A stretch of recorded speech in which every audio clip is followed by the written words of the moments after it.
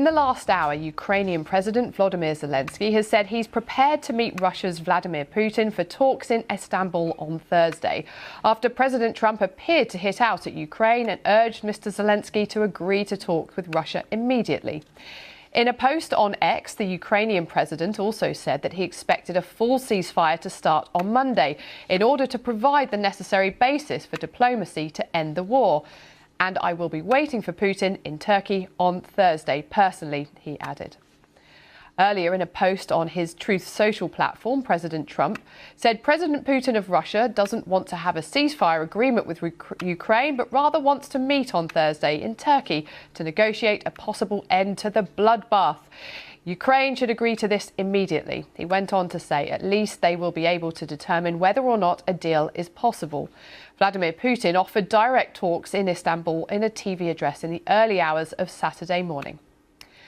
We'll be live in Washington shortly, but first with me is our World Affairs correspondent Joe Inwood.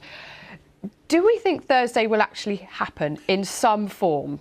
Oh, that is a very, very good question. We know from the Russians that they've offered these talks. They say that someone will be there. President Trump then says, as you were just mentioning, the talk should happen. And within minutes, we were speaking an hour ago, and between now and then, President Zelensky has come out on social media and said, I'll be there personally. And this is the really interesting thing here. President Putin never said he was going to be taking part in these talks. And previously, talks have happened at a lower level. I think it was Sergei Lavrov that took part in the last ones, which were in Istanbul in 2022, so more than 3 years ago. President Zelensky said, I'll be there personally. I'll see you there, Putin.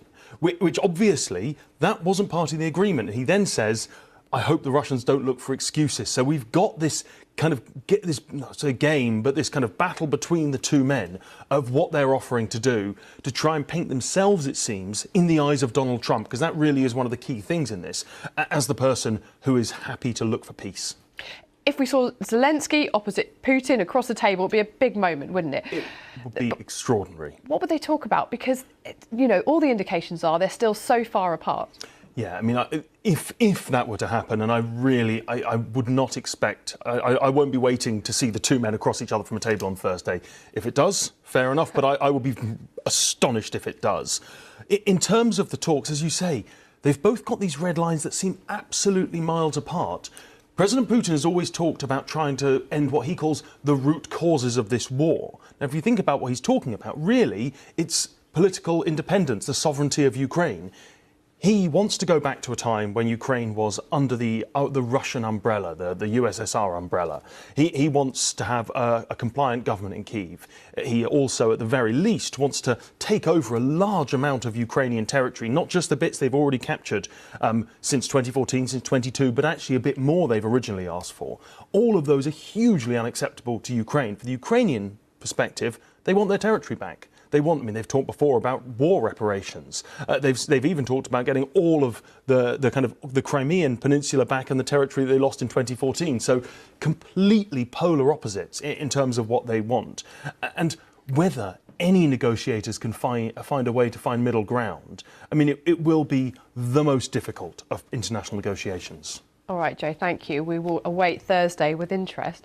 Well, we can cross live now to Washington to speak to our North America correspondent, Jake Kwan. Jake, you've been hearing the developments in the last hour with this and Zelensky's response. What do you think Donald Trump will make of this then? Because he was urging them to get to the table, wasn't he? He's prepared to call out both sides at different times. Certainly. If you look at his post that you were just showing earlier, he is, it's usually riddled with the all caps. The message is very clear. The meeting must happen now. And he wasn't only pressuring Zelensky to have the meeting. He was going after both Zelensky and Putin, saying that, it seems that maybe Zelensky is not willing to do it. Putin also seems distracted by his VE parade, but that they must meet. And both leaders, it really benefits them to look like they're not standing in the way of the peace deal that Mr. Trump desperately wants. And Mr. Trump, you can read from that his patience seems to be running thin. And there's this one part in that post saying that if not, Europeans and U.S. will know where everything stands and can proceed accordingly. He is bringing a little bit of that Godfather-like energy, kind of a thinly veiled threat that he could turn the screws on. He could bring extra pain if these people do not play the way he likes. You know, I think one theory from analysts is that Putin has thrown out the possibility of these peace talks on Thursday because he's playing for time, but actually intends to continue the war, to continue his military actions. And the suggestions are that Donald Trump gets played by Putin. What do you think the White House make of that? Certainly, that is a fear that White House has, and a doubt that White House does share with Kyiv somewhat. And he was saying earlier that perhaps Putin is simply tapping him along, playing him for a fool. But Mr. Trump is really going for the prize here. He just won this great prize of victory in India and Pakistan issue.